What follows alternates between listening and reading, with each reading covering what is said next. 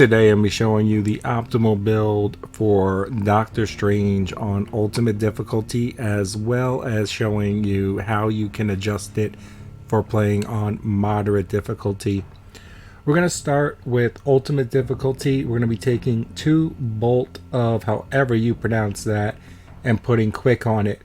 So if you do enhanced damage on this one, it doesn't actually increase when you do the enhanced bonus.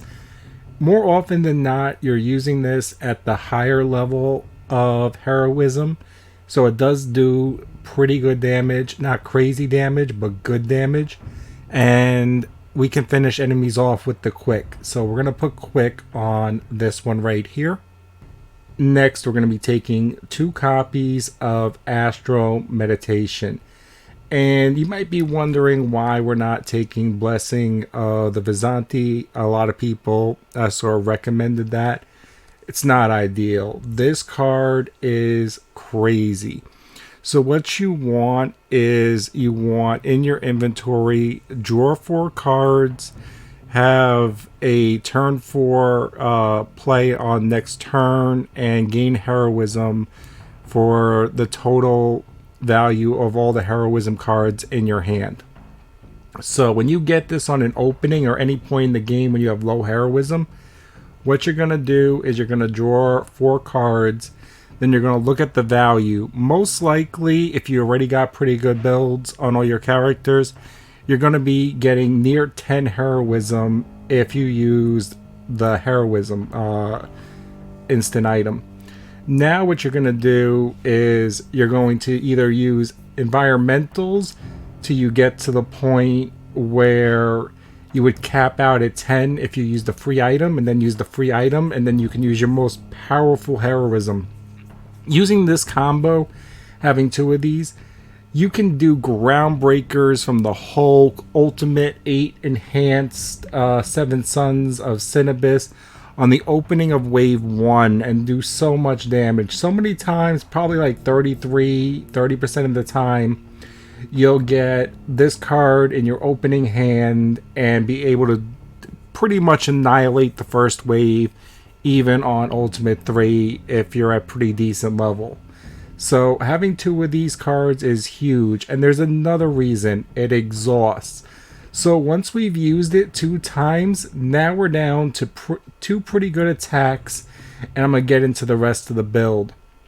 So you have 2 ways to do this Vapors of Volterra, or whatever you pronounce that. There is the apply 3 resist, and there is the free. Now, if you're using the free, you should be at the point where whatever difficulty you're doing, you're not going down. So if you're doing Ultimate 2 or Ultimate 1, like 90% of your matches, even if they take you a long time, you're not going down to the point where people are dying.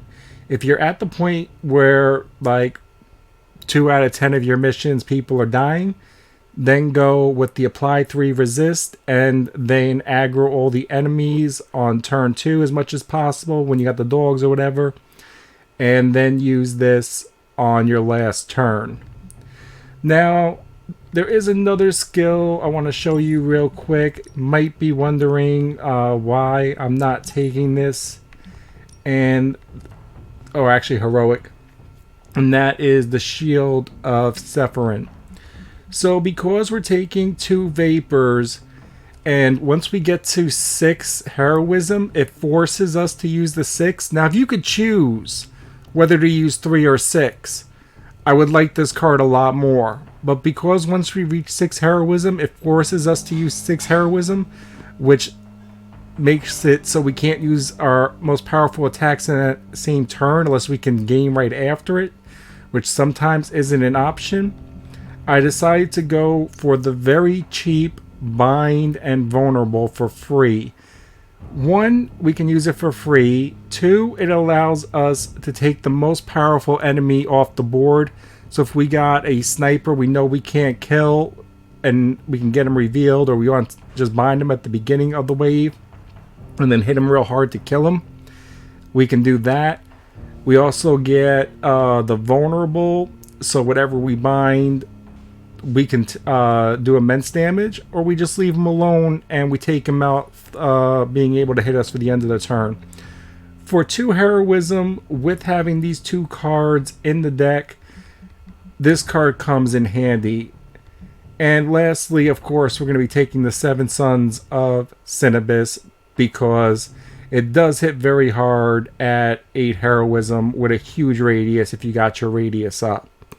Now, moving on to moderate difficulty. So for moderate difficulty, you do not need the concealed.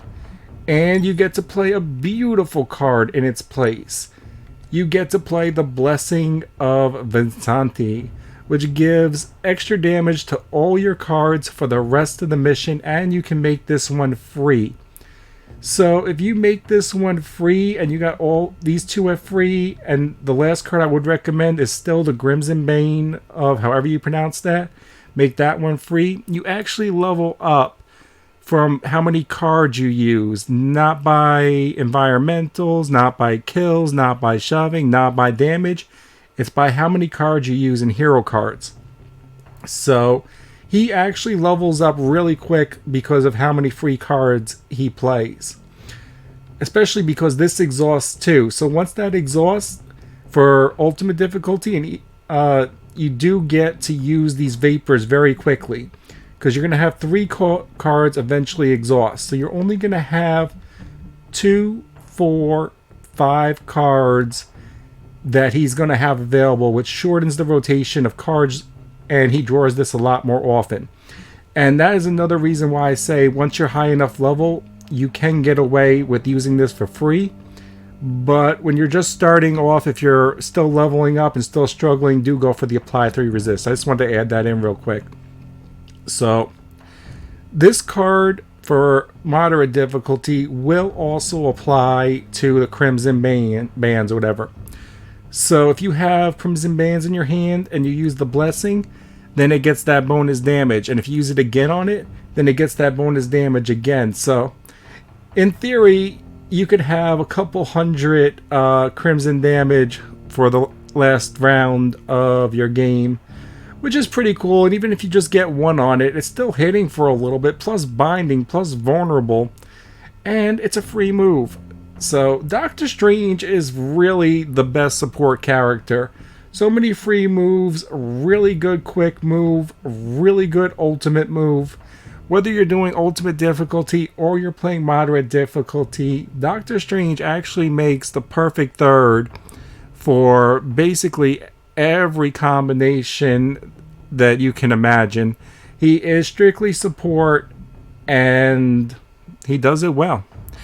And that is the best build for ultimate and moderate difficulty. If you like this video, do leave a like, comment, share it. It helps other people find the build. I hope that helped.